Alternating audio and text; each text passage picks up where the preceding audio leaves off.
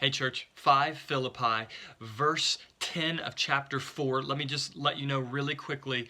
We'll be sending out a one call. There'll be a mass email about the next step in our church's fellowship and getting back together. So continue to pray for that. Thank you for your prayers. If you have questions or concern, once you get the one call or the email, please don't hesitate to talk. This is a time for unity. It's a time for discussion. So please feel free to contact the elders or contact me.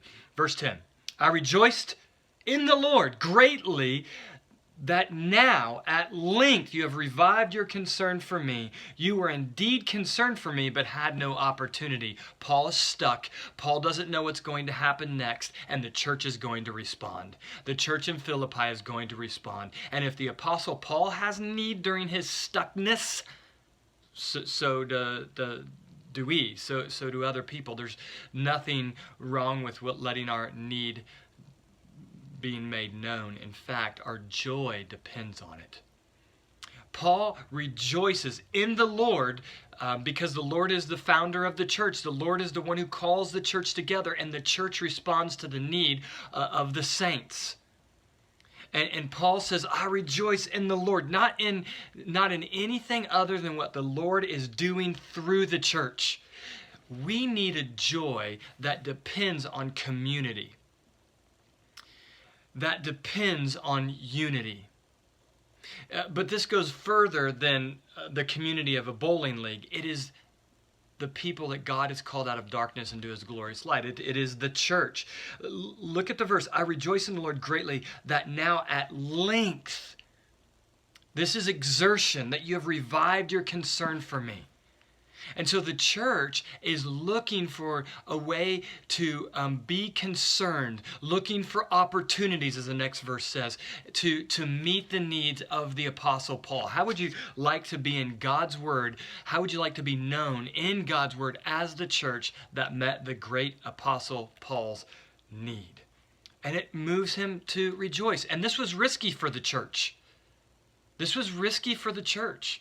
Epaphroditus had to go and give the gift, whatever that gift was, to Paul. Money, food, whatever that was. It was risky. We have read already that Epaphroditus risked his life and he got ill because of this. But they were willing to go to great lengths to meet the needs of the saints. They were willing to look for opportunities. And I don't know, I just want to imagine a little bit what that was like. We know of three people specifically, a little bit about three people specifically in the Philippian church. Lydia, the CEO, the slave girl, and the Philippian jailer. What was it like to say, we're going to give some money or some food to the Apostle Paul? What are you willing to give? What did the slave girl say? I would like to give this. Or Lydia, what did she give? What did the Philippian jailer give? The church looking for opportunity to meet needs, to meet the needs, and in that causing Paul to rejoice.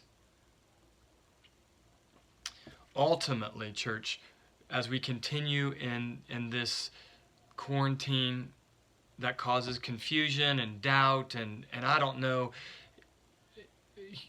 what decisions need to be made, how do we make them, all that confusion.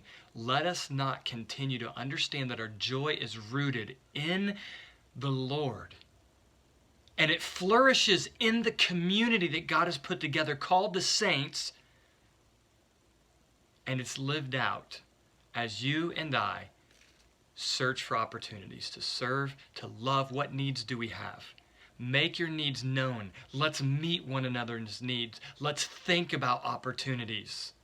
Let's revive our concern for one another.